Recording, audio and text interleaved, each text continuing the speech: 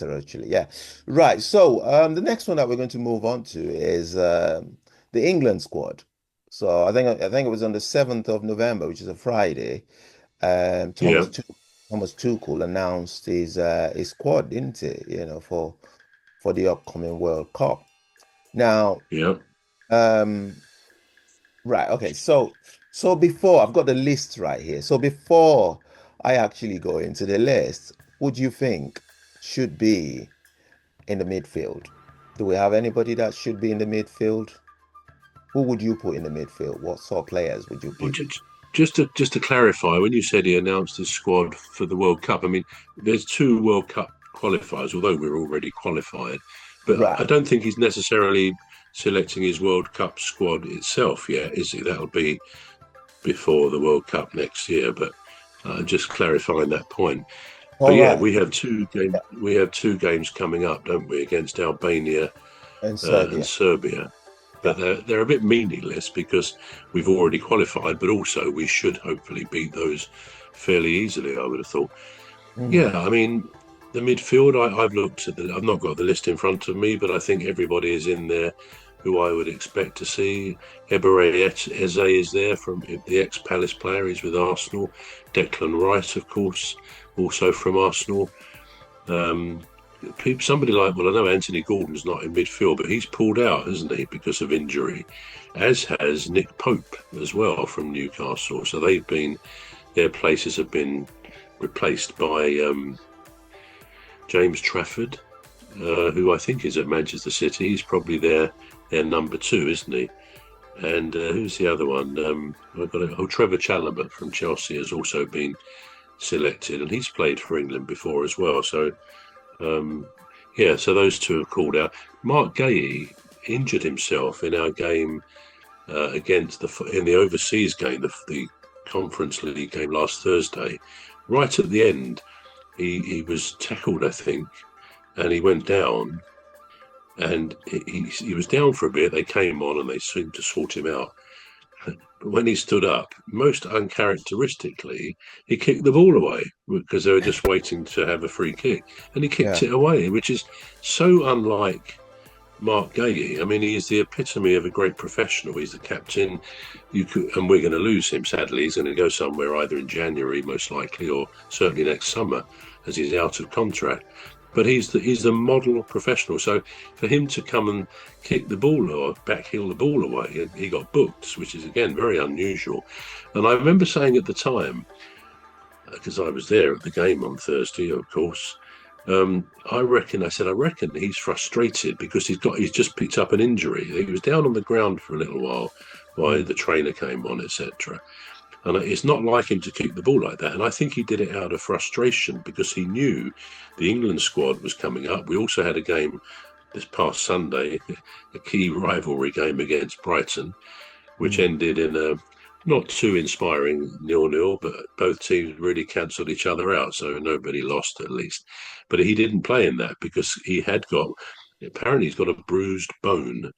And Oliver Glasner said in a press conference that he didn't sleep that night, Mark Gay, because of the pain of this bone. So they scanned it on Friday, and it turns out he's got this very bad bruise. Anyway, I think he's joined the England squad because he was selected, of course.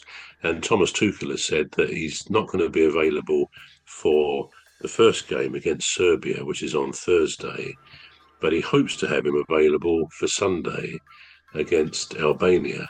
Now that's if that works, that's great.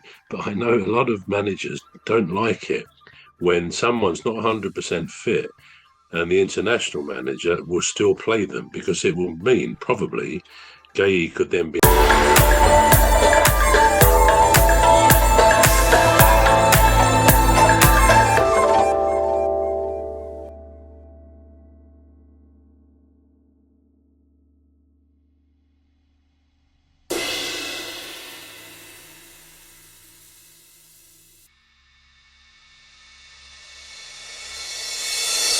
probably Gay could then be out for our next game after this weekend. The next one is away to Wolves, which is quite interesting because they're going to have their new manager in place. So I think it's going to be Rob Edwards.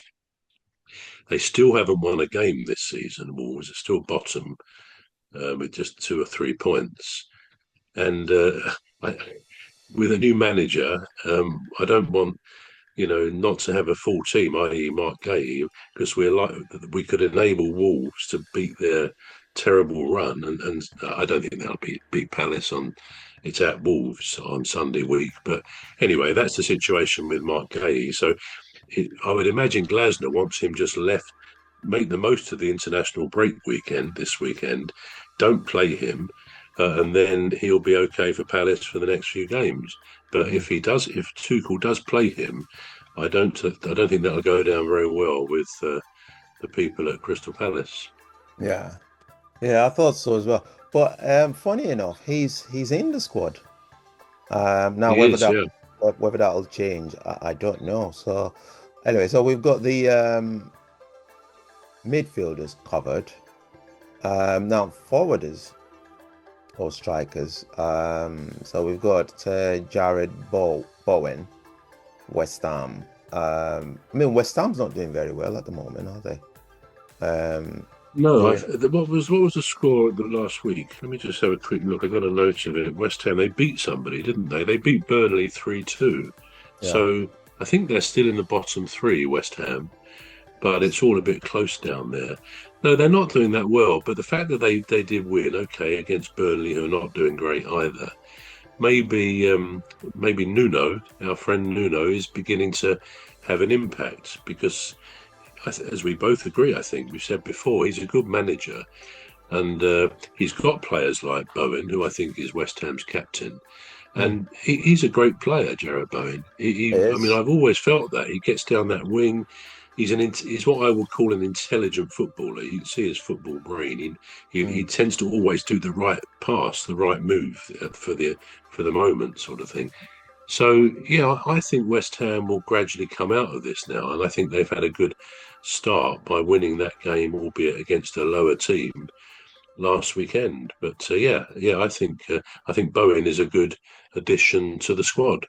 Yeah, I think so as well. I like Jared Bowen. Yeah, I think is a really good player. Um, Eze obviously is there. What about Phil Foden? We don't seem to have seen too much of him this season so far, do we? I'm not sure that he's played or started every time for Man City. You think of last recent.